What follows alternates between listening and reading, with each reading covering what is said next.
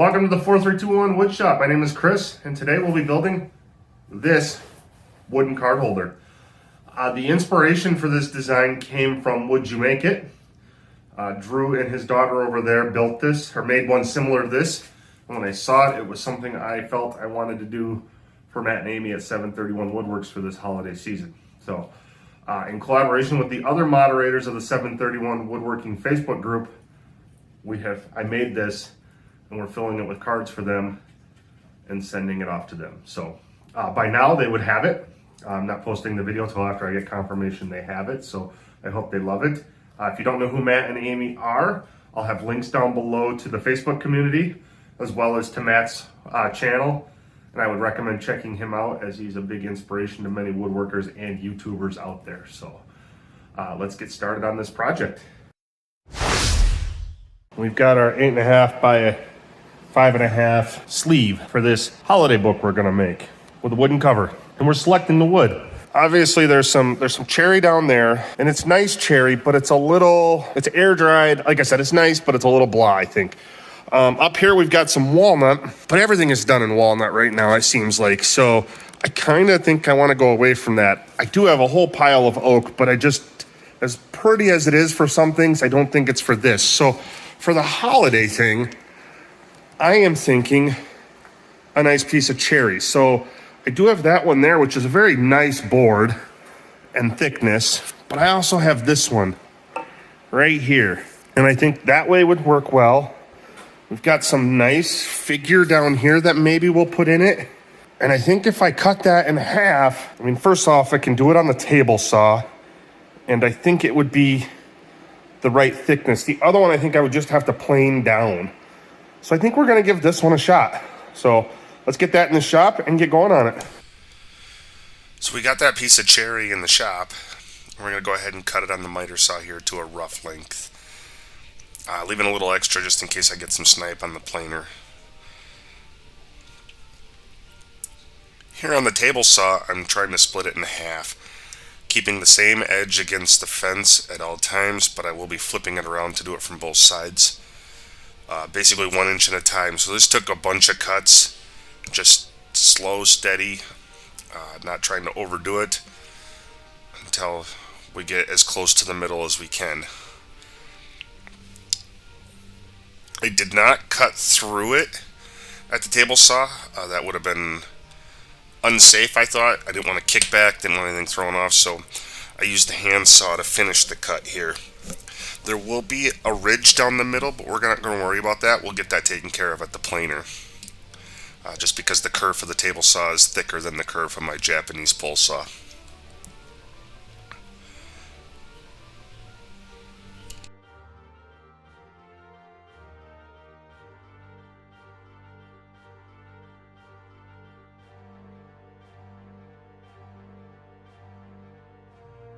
I kind of pinched it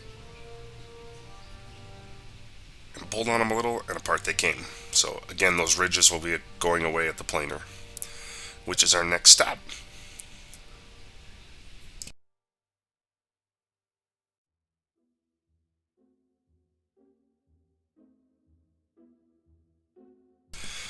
I ran this through multiple times to get it down to the thickness I wanted, and both of them even.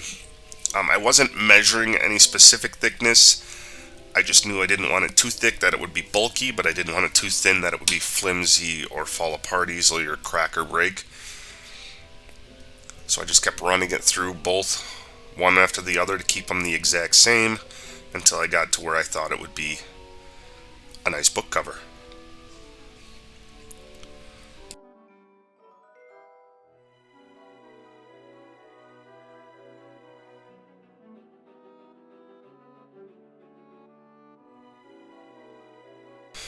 Just so happened by coincidence that thickness was exactly a 1/4 inch. On the table saw here, I am splitting the front cover into 2 pieces. The hinge will go between those 2 pieces. The back cover stays as one full piece. This will make sense a little later.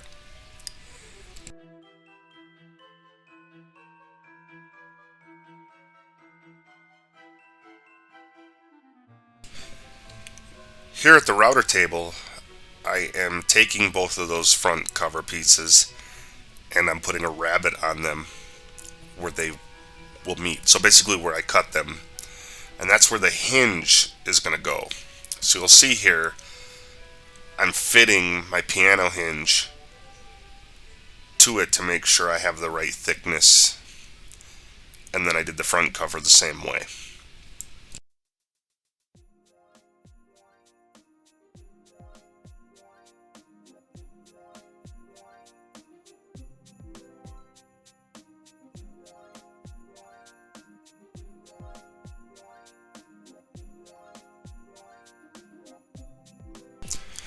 Now we're measuring for our final thickness using the sleeve that's going to hold the cards on the inside. This will come into play for both the hinge and the front and back covers. So here we're cutting one of the covers. You can also see my new dust collection piece there, the purple that somebody 3D printed for me. I'll have more info on that in a later video. Also to the left you can see I've set up my stop block so that all of these pieces end up exactly the same length.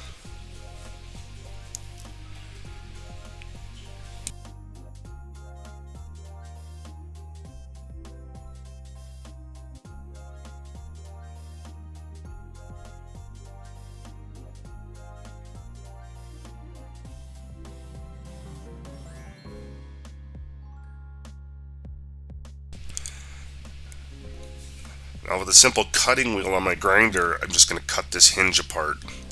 I ended up with it is 2 hinges. The piano hinge would have been nice to go across the whole thing, but the holes didn't line up, and I wanted them to. So I ended up cutting the hinge into 2 pieces to make it line up and work right.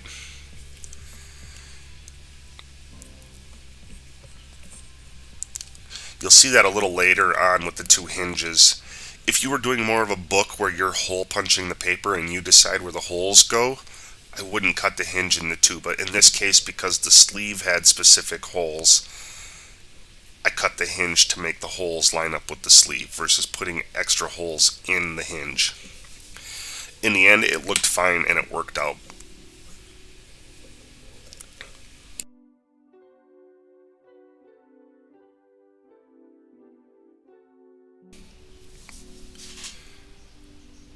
So here I am putting 5-minute epoxy on. This is the first time I've worked with this stuff in this regard, and I was trying not to make a mess because even Drew at Would You Make It kind of ended up with a mess that had to be sanded off later, and it does sand off, so it isn't a huge deal, and it really just was unavoidable.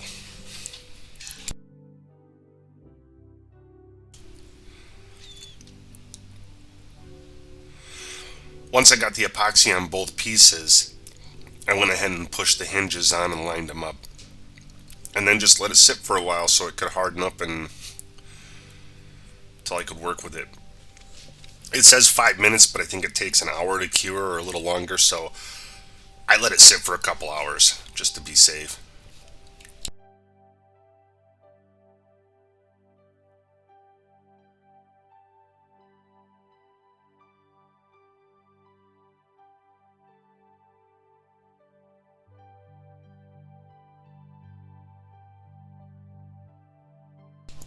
And it looks like 1 hinge, but it's 2. There's a tiny gap in the middle, but it's perfectly centered, so it turned out great.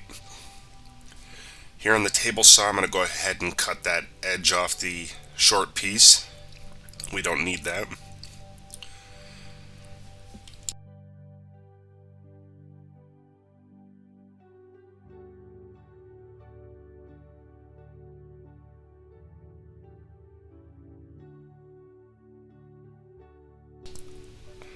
And then with the exact same setup on the table saw here, I'll go ahead and take the back cover and cut it to the same width. And yes, I should have been using a push stick and not my hand, I know that. Next, as you can see, I have a different random orbital sander. The other one died, but I have a backup in my shop, so we're using that now. Off camera, I did drill out the holes to fit the pins and the hinge and the wood, and then I put it together so the covers line up with the hinge holes together. And now I'm just sanding the sides to make sure everything is flush with the front and back cover, giving the corners the exact same round over, and then doing a little finishing sanding. And now we'll go ahead and test fit it with the pins, and that's what it'll look like. Here my wife used her Cricut to print out some vinyl for it, and she's going ahead and applying that for me because that is not my forte. After she's done with that, I got the cover back, and I'm going ahead to put some roasted walnut oil on it. Little shout out to Friday Workshop. This is the first time I've used this, but it looked great on the test piece, so I put it on this. Cheap finish you can get at Walmart, and I'll probably be using it more in the future. Again, that was Friday Workshop who suggested that. I'll put a link to their channel down below if you've not seen it.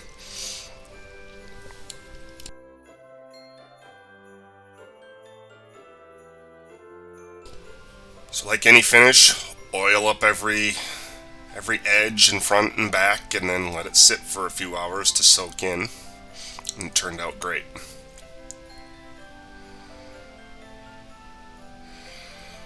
I did test oiling right over the vinyl, and it had no issues with it, so that's what I went ahead and did. Also, just a note, vinyl before oil to make sure the vinyl sticks to the wood. Okay, a couple of things I didn't get on video just because I was doing some in the house, I was doing some quick, but my wife, as you saw, did cut out on Cricut some items, and we put them on here. So I did get it finished in some walnut oils I showed you, and then the other thing I did is I painted the bolts black to match the hinge, as well as I ground just the tops, not the screws on the back or the bottom, and I did grind them down so it'll open better. So what we're going to start with is we're going to put the pins in right now through these holes on the front. See? And get them lined up that way so that the ground part is facing the hinge. See that? That part's flat. If I was doing another one of these, what I would do is I would probably widen this a little further. Oh, I can't. I might look at a bigger hinge. I don't know. I kept telling myself in my head, just put them that way further and then they won't bump. But the reason they are where they are is to go through the holes on that hinge. Of course, genius. Grinding is probably my best option, but now you see it doesn't hit when they open, so it'll open its max. We'll flip this over. What we want is, so we want it to see either this way, up, or this way and go to the left like a normal book. And if they do it if a card is to the left, I don't want it to fall out, so I want it to go in like this. So that's why we're gonna put it with the sleeve bottom this direction. So you'll see we can put the first one on there, and the second one, and third, and so forth. That's all we have for cards for this one that came to me just now. Some are being sent directly to Matt and Amy at 731. And then there's just some extra sleeves in case they get some others or want to put something else in here or another keepsake or picture, I don't know. And if you had more, put longer pins in. I think I moved it back there. The kit I got had longer ones as well. The next set up would be quite a bit big. And I thought it would be a little bit too big.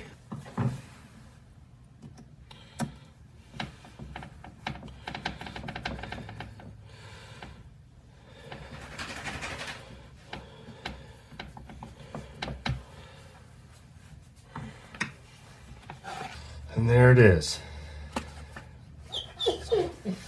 Flip through cards like this, or like that.